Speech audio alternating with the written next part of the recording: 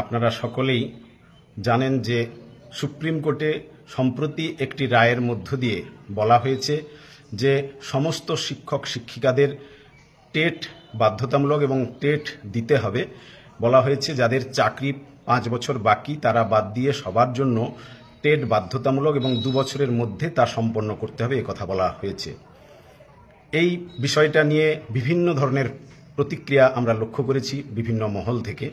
শিক্ষকদের মধ্যেও বিভিন্নভাবে বিভিন্ন বক্তব্য উঠে আসছে। আমি প্রথমেই যে কথাটা আপনাদের উদ্দেশ্যে বলবো যে রাইট টু এডুকেশন অ্যাক্ট 2009 সেখানে যেটা বলা হয়েছিল, যেসব কথাগুলো বলা হয়েছিল তার মধ্যে যেগুলো সকলে আমরা হয়তো জানি না, যে বিদ্যালয়গুলি কিভাবে গড়ে উঠবে, তার সার্বিক পরিকাঠামো কেমন হবে, শিক্ষক কেমন থাকবে, ছাত্রপিছু শিক্ষকদের রেশিও কেমন, এগুলো যদি দেখেন তাহলে অনেকগুলোই কিন্তু শর্ত রয়েছিল। আজ 2009 থেকে পেরিয়ে 2025 সাল, প্রায় 16 বছর পেরিয়ে গেছে। গোটা ভারতবর্ষের দিকে তাকান, দরকার নেই আমার পশ্চিমবঙ্গ রাজ্যের ক্ষেত্রে যদি আপনারা দেখেন সেখানেই দেখতে পাবেন যে প্রাথমিক বিদ্যালয়গুলোর কি অবস্থা। প্রাথমিক বিদ্যালয়গুলোতে যে একজন করে শিক্ষক এরকম বহু স্কুল রয়েছে, এবং যেখানে 2009 যে RT অ্যাক্ট সেখানে ন্যূনতম 2 জন শিক্ষক থাকতেই হবে। এবং আপনারা এই RT অ্যাক্ট যদি দেখেন সেখানে বলা রয়েছে প্রাথমিকে 30 জন পিছু একজন শিক্ষক, কিন্তু ন্যূনতম 2 জন শিক্ষক থাকতেই হবে। আর আপার প্রাইমারির ক্ষেত্রে কিন্তু 35 জন পিছু একজন শিক্ষকের কথা বলা রয়েছে। আপার প্রাইমারির ক্ষেত্রে কিন্তু ন্যূনতম 4 জন, অর্থাৎ সাবজেক্ট ওয়াইজ বাংলা, ইংরেজি, বিজ্ঞান সহ এই 4 জন শিক্ষক দিতেই হবে, এভাবে কিন্তু নির্দেশিকা রয়েছে। কিন্তু বাস্তবটা আপনারা মিলিয়ে দেখুন যে এই 16 বছরে সেগুলো কার্যকরী হয়েছে কিনা, সেগুলো কি দেখা হয়েছে যথাযথভাবে। দেখবেন যে বিদ্যালয়গুলিতে শিক্ষক শিক্ষিকার অভাব চূড়ান্তভাবে রয়েছে। পরিকাঠামোর ক্ষেত্রে বলা হয়েছিল যে স্কুলগুলিতে লাইব্রেরি থাকবে, বাউন্ডারি ওয়াল থাকবে, মিড ডে মিলের যথাযথ ব্যবস্থা থাকবে, সমস্ত ক্ষেত্রে তার যে টিচিং লার্নিং এইডস শুরু করে সমস্ত ব্যবস্থা অত্যাধুনিকভাবে থাকার কথা বলা হয়েছে। শিক্ষকদের ক্ষেত্রে কোনো বৈষম্য করা যাবে না, ছুটির ক্ষেত্রে আর্থিক যে বিষয় অর্থাৎ তাদের যে বেতন সেটা যেন না কোনোভাবে বৈষম্য হয়। সরকারি যে স্কুল সেখানের শিক্ষক এবং যারা সাহায্যপ্রাপ্ত বা স্পন্সর এডেড এদেরকে কোনোভাবে বিভাজন করা যাবে না। RT অ্যাক্টের 10 নম্বর যে রুল সেখানে পরিষ্কার বলা রয়েছে যে শিক্ষকদের স্বাস্থ্যের ক্ষেত্রে, চিকিৎসার ক্ষেত্রে বৈষম্য করা যাবে না। সরকারি যে বিদ্যালয়গুলো রয়েছে তার সঙ্গে স্পন্সর বা এডেড স্কুলের যে শিক্ষকরা রয়েছেন সেই শিক্ষকদের বিভাজন করা যাবে না চিকিৎসার ক্ষেত্রে, বেতনের ক্ষেত্রে এবং অন্যান্য কোনো ক্ষেত্রেই এই বৈষম্য করা যাবে না। অথচ আমরা এগুলো যদি দেখেন তাহলে দেখবেন যে RT অ্যাক্ট অনুযায়ী, তার গাইডলাইন অনুযায়ী কোনোটাই কিন্তু মানা হয়নি। তাহলে 16 বছর ধরে যে নিয়মগুলো মানা হয়নি, শিক্ষার যে আসল জায়গা পরিকাঠামো, সেই পরিকাঠামো নেই, শিক্ষক নিয়োগ নেই, প্রাথমিকের শ্রেণী অনুযায়ী শিক্ষকের দাবি সেটা কার্যকর হয়নি। প্রচণ্ডভাবে অবহেলিত এই প্রাথমিক শিক্ষা, যা হচ্ছে শিক্ষার ভিত্তি আমরা বলি। তো সেই জায়গা থেকে আজকে টেট এমনভাবে বলা হচ্ছে যেন শিক্ষক মশাইরা টেট পাস করলেই শিক্ষার মানোন্নয়ন হয়ে যাবে, এক ধাক্কায় শিক্ষার আমরা যে সংকট বলছি তা মনে হয় মোচন হয়ে যাবে। কিন্তু বাস্তব কি তাই? যদি আমরা দেখি যে শিক্ষার বর্তমান যে অবস্থা তাতে কিন্তু এই যেগুলো RT অ্যাক্ট অনুযায়ী বলা হয় যে সেগুলো কোনোটাই রক্ষিত হয়নি। শুধু আপার প্রাইমারি নয়, মাধ্যমিক উচ্চ মাধ্যমিক স্তরে যে সংখ্যক শিক্ষক প্রয়োজন তা নেই, বিষয় শিক্ষক নেই। উচ্চ মাধ্যমিক স্তরগুলোতে দেখবেন ফিজিক্স, কেমিস্ট্রি, ম্যাথমেটিক্স বা আর্টসের বিভিন্ন সাবজেক্ট যদি দেখেন তাহলে দেখবেন সেই সব প্রয়োজনীয় বিষয়গুলো নেই। এইভাবে বিদ্যালয়গুলো চলছে। টেটের কথা বলা হচ্ছে, যারা সেই প্রথম SSC অর্থাৎ 98 সাল থেকে যারা নিযুক্ত হয়েছেন তারা তো পরীক্ষা দিয়েছেন, তারা জিকে দিয়েছেন, সাবজেক্ট দিয়েছেন, সেই পরীক্ষার কি কোনো মূল্য নেই? 2009 যেখানে লাগু হয়েছে আইন, সমস্ত শিক্ষকদের ক্ষেত্রে এই কথাগুলো বলার মধ্য দিয়ে আসলে যে বিষয়টা হচ্ছে যে সরকারি শিক্ষা ব্যবস্থা থেকে অভিভাবকরা তাদের সন্তানদেরকে সরিয়ে নিচ্ছে কেন, এই পরিকাঠামো নেই, শিক্ষক শিক্ষিকা নেই, এগুলোর দিকে কিন্তু নজর নেই। এই আসল কাজগুলো না করে এমনভাবে এক একটা পদক্ষেপ নেওয়া হয়েছে যে শিক্ষক মশাইদের মধ্যে একটা বিভাজন, কার টেট আছে কার টেট নেই। আবার আজকে যারা মনে করছেন যে টেট আমার তো রয়েছে আমি নিরাপদ, ভেবে দেখুন কারো 90 নম্বরের টেট দিয়েছেন, কেউ 150 নম্বরের দিয়েছেন, ওখানে বলা রয়েছে 150 নম্বরের টেট দিতে হবে।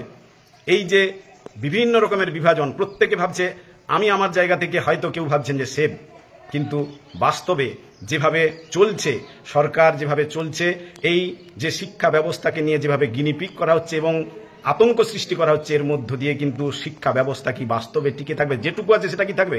আজকে যদি হাজার হাজার শিক্ষককে এখনই যদি এই শিক্ষাঙ্গন থেকে তাদেরকে বাতিল করে দেওয়া হয়, তাহলে সেই শিক্ষাঙ্গনগুলো তো এমনিতেই শিক্ষকের অভাবে খাঁকা করছে, তাহলে কোন জায়গায় যাবে?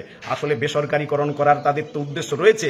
এই যে এত বড় উদ্দেশ্য নিয়েই নাকি এই 8টি অ্যাক্ট করা হয়েছে, সেই 8টি অ্যাক্ট অনুযায়ী কোনো ব্যবস্থা আজ পর্যন্ত না হওয়ার ফলে যে বেসরকারির দিকে চলে যাচ্ছে এই সরকারি শিক্ষা ব্যবস্থা, তা নিয়ে কিন্তু কোনো পদক্ষেপ নেই।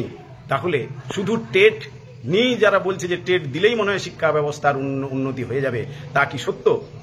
বিভিন্ন শিক্ষকদের মধ্যে বিভাজনের মধ্য দিয়ে আসলে এই যে সরকারি শিক্ষা ব্যবস্থা ধীরে ধীরে দেখা যাচ্ছে যে সেখানে ছাত্রী শূন্য অবস্থার দিকে যাচ্ছে ক্রমাগত, সে ব্যাপারে কিন্তু কোনো দৃষ্টি নেই। এইভাবেই কিন্তু বেসরকারিকরণ করা হচ্ছে ভালো কথার আড়ালে। এ জায়গা থেকে আমি সমস্ত শিক্ষক বা যারা শিক্ষানুরাগী ব্যক্তি, অভিভাবক, তাদের উদ্দেশ্যে যে আসল উদ্দেশ্য কিন্তু সরকারি শিক্ষা ব্যবস্থাকে এইভাবে ভালো কথার আড়ালে সেগুলোকে একেবারে ধ্বংস করে দেওয়া, এই উদ্যোগটাই কিন্তু নেওয়া হচ্ছে। এই জায়গাটাকে যদি আমরা প্রতিরোধ করতে না পারি, তাহলে সরকারি যে ব্যবস্থা, সরকারি শিক্ষা ব্যবস্থা, তা কিন্তু এমনিতেই প্রায় ধ্বংসের পথে, সেটাকে আরও দ্রুত ধ্বংসের দিকে নিয়ে যাওয়া হচ্ছে, নিয়ে যাওয়া হবে। আমরা এখানে যদি মনে করি আজ আমি এই ব্যবস্থার মধ্যে টিকে গেলাম, কিছুদিনের আগে আপনারা জানেন 16 সালের যে ক্যান্ডিডেট, তাদের অবস্থা, তাদের দেখুন, সকলকে কাঠগড়ায় দাঁড় করিয়ে দিয়ে সেখানে একটা করা হয়েছে, এবং সেখানেও দেখা যাচ্ছে যে বিভিন্ন যারা স্থায়ী শিক্ষক তারা সেইভাবে কিন্তু রিয়াক্ট করতে পারেনি, তাদের পাশে গিয়ে দাঁড়াতে পারেনি। তারা ভেবেছে, অনেকে ভেবেছে এটা তো আমাদের সমস্যা নয়। আবার আজকে 32,000 যে প্রাইমারি শিক্ষক, তাদেরও আজকে সংকটের জায়গায় রয়েছে, আদালতে ঝুলছে, কি রায় আসবে আমরা কেউ জানি না। কিন্তু সে বিষয়টা নিয়েও যদি মুখ না খুলি এবং এই জায়গায় এক হয়ে যদি না দাঁড়াই, প্রত্যেকের কাছে কিন্তু খাঁড়া নেমে আসবে আলাদা আলাদা করে, আর আমরা প্রত্যেকেই ভাববো যে আমার উপর মনে হয় খাঁড়াটা নামবে না। আসলে প্রত্যেকের উপর কিন্তু আক্রমণ নেমে আসবে, এবং যার মধ্য দিয়ে শুধু শিক্ষক নয়, শিক্ষা ব্যবস্থার উপর আক্রমণ। এই টেট পরীক্ষা দেওয়ার মধ্য দিয়েই কি প্রকৃত যোগ্যতা নির্ধারণের একটা মাপকাঠি বলা যেতে পারে? এতদিন যারা শিক্ষকতার কাজ করছেন, সেই প্রথম এসএসসির আগে থেকে বা প্রথম এসএসসি থেকে তো বহু হাজার হাজার শিক্ষক শিক্ষিকা রয়েছেন অভিজ্ঞ, তারা যে পরীক্ষা দিয়ে এসেছিল তার কোনো মূল্য নেই। তারা কিন্তু নিজেদের সাবজেক্ট এবং জিকে বিভিন্ন ধরনের যে পরীক্ষাগুলো, সেই কঠিন পরীক্ষার মধ্য দিয়েই তারা কিন্তু নিযুক্ত হয়েছিলেন। 8টি অ্যাক্টে কোথাও এইভাবে অন্তত বলা রয়েছে বলে আমার জানা নেই যে সবাইকে বিগত দিন থেকে তার লাগু করতে হবে। এর জন্য রাজ্য সরকার যদি তার যথাযথ ভূমিকা না নেয়, তাহলে রাজ্য সরকারকেও তার দায়িত্ব নিতে হবে। রাজ্য সরকারকে যথাযথ উদ্যোগ নিয়ে সুপ্রিম কোর্ট বা কেন্দ্রীয় সরকার সব জায়গায় তারা জানাক যে রাজ্যের এই পরিস্থিতির পরিপ্রেক্ষিতে কিভাবে রক্ষা করা যাবে এই অবস্থার থেকে, সেই বিষয়ে তারা পদক্ষেপ গ্রহণ করুক। সার্বিকভাবে এই যে সংকট নামিয়ে আনা হয়েছে শিক্ষার উপর, অন্য কারো কিন্তু যোগ্যতার বিষয় বলা হচ্ছে না, যোগ্যতার বিষয়ে কিন্তু কোনো বিচারকের পুনরায় পরীক্ষা দেওয়ার কথা বলা হচ্ছে না, অন্যান্য পেশার কাউকে কিন্তু বলা হচ্ছে না। একটা সময় পেরিয়ে যাওয়ার পর তাদেরকে যোগ্যতার পরীক্ষায় বসানোর জায়গায় বসালে কৃতকার্য হওয়ার যে রেশিও বা সম্ভাবনা, সেটা কিন্তু অত্যন্ত কম। পরবর্তী ক্ষেত্রে ওই টেট প্রাপ্ত শিক্ষক বা শিক্ষিকাকে যদি 20 বছর পরে একটা পরীক্ষা নেওয়ার কথা বলা হবে, তখন তিনি ওই একইভাবে তার যোগ্যতা মানের যে পরীক্ষা সেখানে উত্তীর্ণ হতে পারবেন তো? একইভাবে ফিরে আসতে পারে কি? বাস্তবসম্মত কি এই ব্যবস্থা কি এই প্রক্রিয়ায় ছিল? তাহলে হঠাৎ করে এইভাবে আমদানি করার মধ্য দিয়ে সরকারি শিক্ষা ব্যবস্থাগুলো একেবারে ধ্বংসের দিকে যাচ্ছে, সেগুলো নিয়ে কিন্তু কোনোভাবেই মাথা ব্যথা নেই। শুধু এই একটি বিষয়কে কেন্দ্র করে তারা যে ভূমিকা নিচ্ছে, যার মধ্য দিয়ে আসল উদ্দেশ্য কিন্তু এই শিক্ষাকে বেসরকারিকরণ বলেই আমরা মনে করি। মিড ডে মিলের বলা হয়েছে এই 8টি অ্যাক্টে যে পুষ্টিকর খাদ্য দিতে হবে, কিন্তু আমরা কি দেখি? পুষ্টিকর খাদ্য দেওয়ার জন্য যে অর্থ বরাদ্দ করা হয়েছে সেটা কি যথাযথ? কম্পোজিট গ্র্যান্ট, আপনারা জানেন কম্পোজিট গ্র্যান্ট একটা সামান্য, সেটাকে দিয়ে স্কুলের চক ডাস্টার থেকে শুরু করে যে জরুরি যে কাজ, সেগুলোই কিন্তু কেনার জন্য, সেগুলোর প্রয়োজনে ব্যবহার করা হতো, সেটাও পর্যন্ত বন্ধ করে দেওয়া হয়েছে। সেগুলো নিয়ে কিন্তু কোনো উচ্চবাচ্য নেই। শিক্ষা ব্যবস্থাটা যে কুরে কুরে তিলে তিলে ধ্বংসের দিকে নিয়ে যাওয়া হচ্ছে, সে ব্যাপারটা নিয়ে কিন্তু কোনো ভূমিকা নেই। অথচ এমন একটা ব্যাপার, এমন একটা বিষয় তৈরি করা হচ্ছে জনসমক্ষে, যেন শিক্ষার শুধু ওই টেটের মধ্য দিয়েই কিন্তু শিক্ষার মান বিরাট জায়গায়, উন্নয়নের জায়গায় চলে যাবে। অন্যান্য পরিকাঠামো, বিদ্যালয়ের যে আধুনিকীকরণ, তার যে আধুনিক ব্যবস্থার মধ্য দিয়ে ছাত্রছাত্রীদের কাছে আকর্ষণীয় করে তোলার যে প্রক্রিয়া বা পদক্ষেপ, সেগুলো কিন্তু করা হচ্ছে না। তাহলে এর মধ্য দিয়ে যেটা সরকার সরকারের যে উদ্দেশ্য, আসল উদ্দেশ্য এই শিক্ষার জায়গাটাকে নষ্ট করে, সরকারি শিক্ষা ব্যবস্থাকে নষ্ট করে বেসরকারি জায়গাটাকে কিন্তু শক্তপোক্ত করতে চাইছে। এই জায়গাটা বুঝতে হবে এবং তার মধ্য দিয়ে সকলকে কিন্তু একত্রিত হতে হবে। প্রত্যেকে যদি আমরা ভাবি আমার সমস্যা নয় ওর সমস্যা, সেই জার্মান কবির মতো ভাষায় সেই কথাটাই বলতে হবে যে ওরা যেদিন সোশ্যাল ডেমোক্র্যাটদের ধরতে এলো আমি কিছু বলিনি, কারণ আমি তো সোশ্যাল ডেমোক্র্যাট নেই। ওরা যেদিন কমিউনিস্টদের ধরতে গেল আমি কিছু বলিনি, কারণ আমি তো কমিউনিস্ট নই। ওরা যেদিন ইহুদিদের ধরতে গেল সেদিনও আমি কিছু বলিনি, কারণ আমি তো ইহুদি নই। ওরা যেদিন আমাকে ধরতে এলো সেদিন আমার হয়ে বলার জন্য কেউ বেঁচে ছিল না। আশা করি আপনারা উপলব্ধি করতে পারবেন এবং সে অনুযায়ী নিজেরা এগিয়ে আসবেন।